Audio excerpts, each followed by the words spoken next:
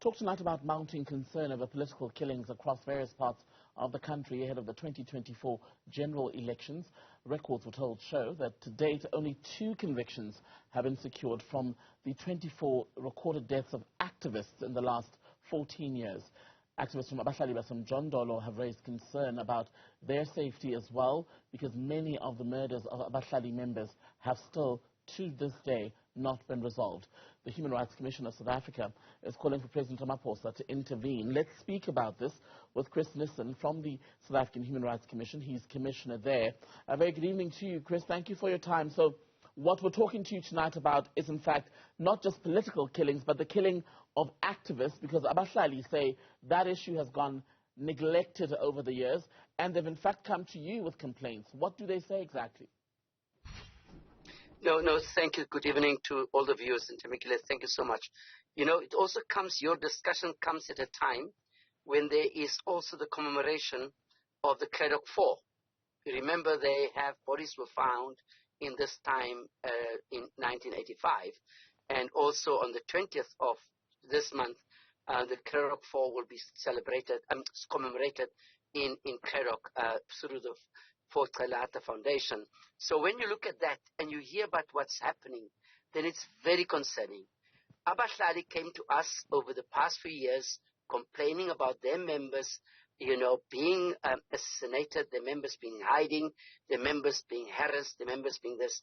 It's unacceptable. In the democracy that we find ourselves, that political differences be meted out with killings or violence. And unfortunately, Abahlali has had this terrible experience of being at the receiving end of this, simply because they just speak out for the rights of people, for service delivery and all these things. But we've seen political killings happen in the sense that people just disagree with one another, and the way to handle it is to take each other out.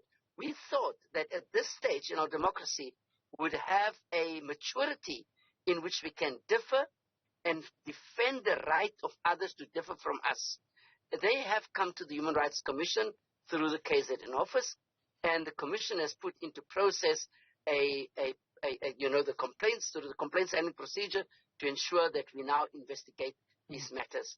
But it's unacceptable in South Africa today, while we were in the past through the other regime have been politically assassinated, that we find things like that happens amongst the community and in the community, and therefore we call upon the South African government to say, can you please engage with them? And I know that the Minister of Police is very, very, very strong on this, and he's been doing a lot of work around this thing.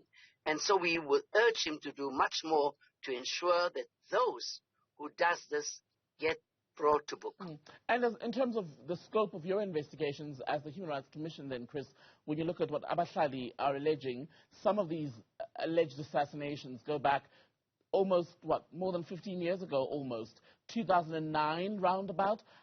What would be the scope of your investigation, and how would you even begin to conduct the work? The first thing we do is, obviously, we look at in terms of the act of the Human Rights Commission, whether there is a violation of human rights.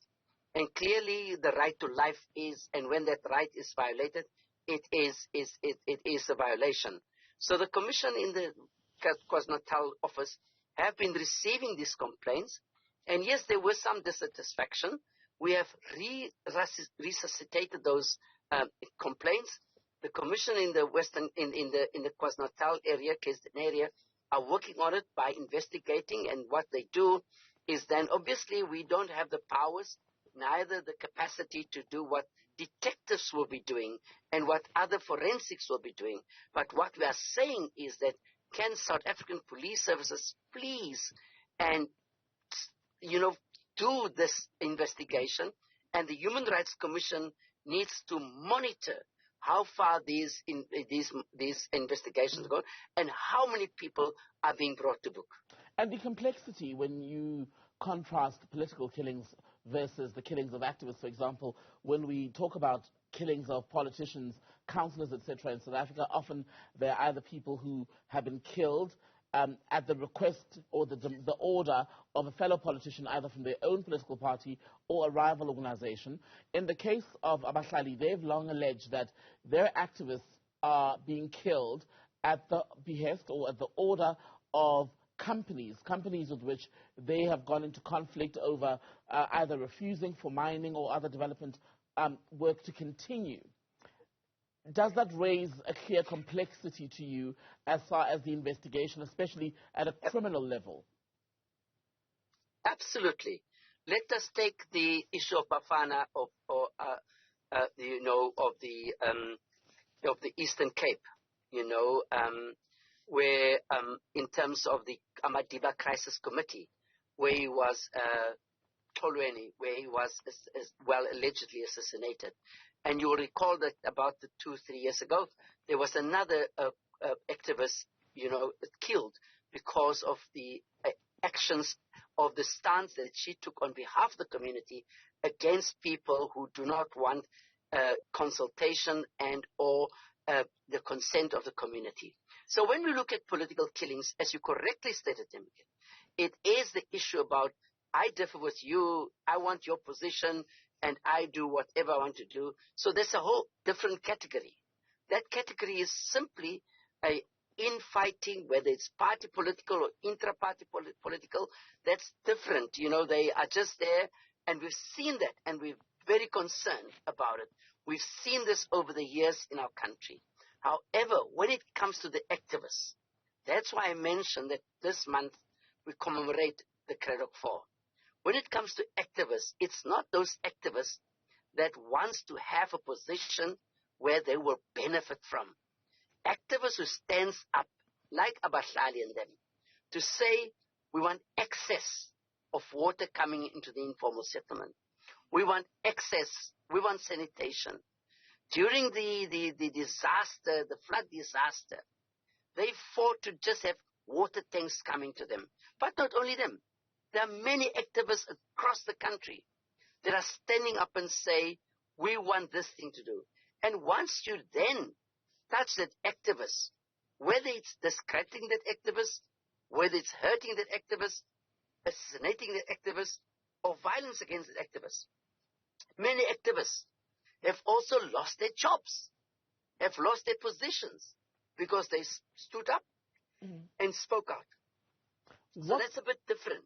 And what from the mean, political Chris, killings. What would it mean for this country's democracy, a still very young democracy, if there was a scenario created where activists and community leaders were basically silenced through the gun? Well, this is concern for us as the Commission.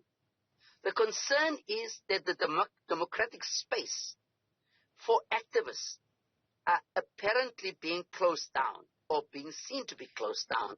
And we take the example of Abahlali.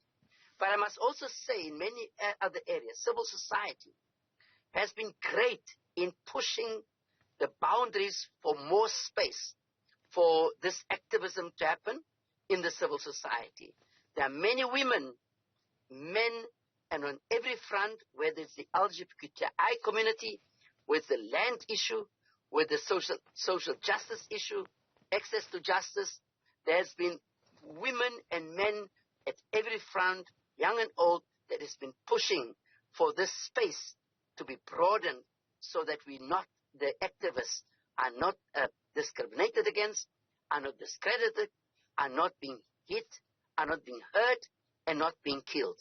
And I think in this democracy that we fought for, we must be resolute and say we will not shrink the space of democracy and the space for civil society and activists to continue. If we don't do that, if we do not criticize whatever is wrong in this country, civil society will stand at the back and will allow others to do just what they want to do. So this is why the Human Rights Commission is saying we are supporting to create a better space and a greater space for civil society to also be the voice and the conscience of the society. Right. Because that is a cornerstone of democracy. what then is the role of President Ramaphosa in ensuring that activists keep their voice and their ability to advocate on behalf of their communities without the threat of harassment, abuse, or even murder? I had the privilege of, on the 21st of March, when we had the national commemoration and celebration of Human Rights Day in this country, to share the platform with His Excellency Sir Ramaphosa, the President of this country. And I said to him, Mr. President, you are the custodian of the Constitution of this country. We urge you, we command you to take up this. And he said, this is my role, I'll take it up. And I do think that the President of this... Chris, we've lost our audio connection to you. I don't know if you can perhaps unmute yourself. We heard you up to where you were saying you urged the President to act, and he said, I have heard you. Pick up from there for us. Yes. What the President said, we said to him, I mean, as the Commissioner, I spoke there, and I said, Mr. President, you are the custodian of this Constitution of this country. We urge you as the chief custodian of the Constitution, please ensure that the progressive realization of rights are being met in this country. He stood up and said, yes, this is what we'll do. And I have faith and trust in this President, despite what everybody else says, that this is indeed what he is doing and what he's going to do and will continue to do. Commissioner Chris Nissen with the South African Human Rights Commission, thank you for your time tonight, sir.